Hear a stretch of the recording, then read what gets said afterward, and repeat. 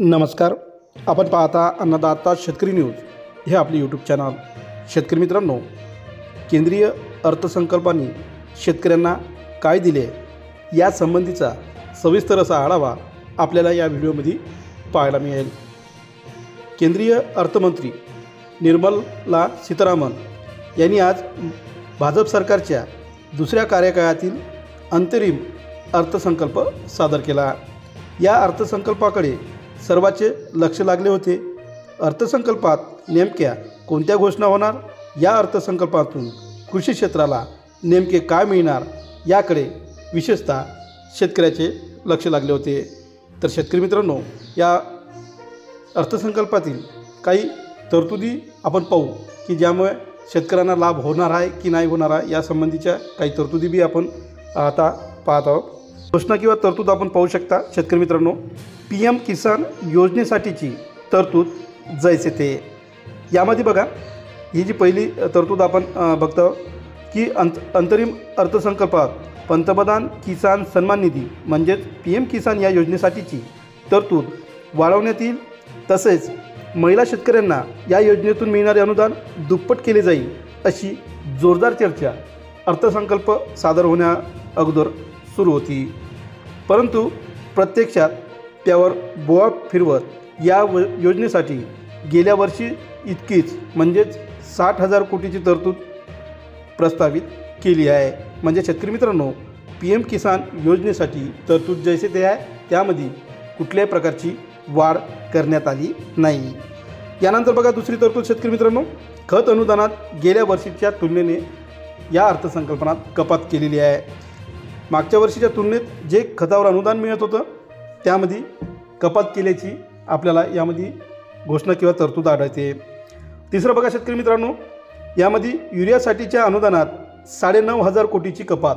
आणखी आपण खताचा जर युरियाचा जर विचार केला तर युरियासाठी जे अनुदान मिळतं त्यामध्ये बी जवळपास 9,500 कोटीची कपात आपल्याला केल्याची आढळते. यानंतर बघा शेतकरी मित्रांनो, अन्न अनुदानात सुमारे 7,000 कोटीची कपात, यामध्ये बी कपात आपल्याला आढळते 7,000 कोटीची केल्याची.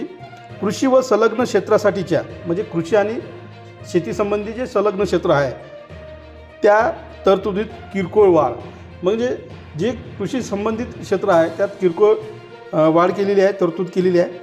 तर यानंतर बघा शेतकरी मित्रांनो, जे PM विश्वकर्मा योजना आहे या योजनेसाठी 4,824 कोटीची विशेष अशी तरतूद आपल्याला यामध्ये आणखी दिसून येते. यानंतर बघा, आत्मनिर्भर तेलबिया अभियानाची घोषणा करण्यात आलेली आहे. आपण आणखी एक तरतूद पाहू शकता की आत्मनिर्भर तेलबिया योजना यामध्ये तरतूद करण्यात आलेली आहे. आत्मनिर्भर भारत व्हावा तेलबियाच्या संदर्भात त्यासाठीची तरतूद आपल्याला यामध्ये आढळते.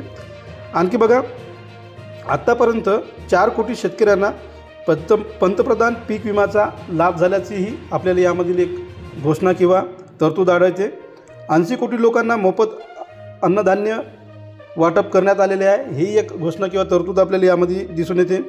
जवळपास 390 कृषी विद्यापीठे सरकारने सुरू केलेली आहे, हेही यांचा उल्लेख केंद्रीय अर्थसंकल्पात आपल्याला आढळते.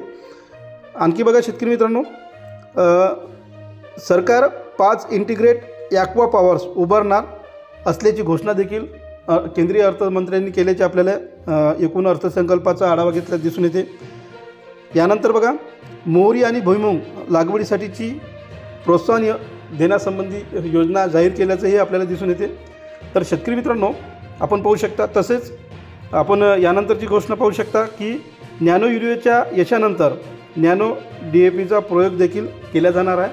पण शेतकरी मित्रांनो, प्रत्यक्ष जे शेतकरी नॅनो युरिया किंवा नॅनो DAP वापरतात त्यांचा अनुभव मात्र या नॅनो युरिया किंवा नॅनो DAP संबंधीचा चांगला आहे नाही. त्यांना मुख्यतः युरिया आणि खत हेच लागतं. नॅनो युरिया आणि नॅनो DAPकडं अजून तरी शेतकऱ्याचा कल आपल्याला वळल्याचा दिसत नाही. शेतकऱ्यांना शेतमालाच्या भावासंबंधी काही विशेष घोषणा होईल असं आशा होती, पण यासंबंधीची तरी विशेष काही तरतूद आपल्याला यामध्ये आढळून येत नाही. अडचणीत आलेल्या शेतकऱ्यांना सावरण्यासाठी केंद्रीय अंतरिम अर्थसंकल्पात कृषी क्षेत्रासाठीच्या विविध योजनांसाठी भरीव तरतूद केली जाईल अशी अपेक्षा होती. ती मात्र आपल्याला एकूण अर्थसंकल्पाचा आढावा घेतल्यास फोड ठरल्याची दिसून येते. तर शेतकरी मित्रांनो, आपण देखील या संदर्भात आपल्याला नेमकं काय वाटतं तर आपण कमेंट बॉक्समध्ये लिहू शकता. आणि आपण पाहत राहा अन्नदाता शेतकरी न्यूज, आवाज कष्टकऱ्यांचा, हे आपले यूट्यूब चॅनल. नमस्कार.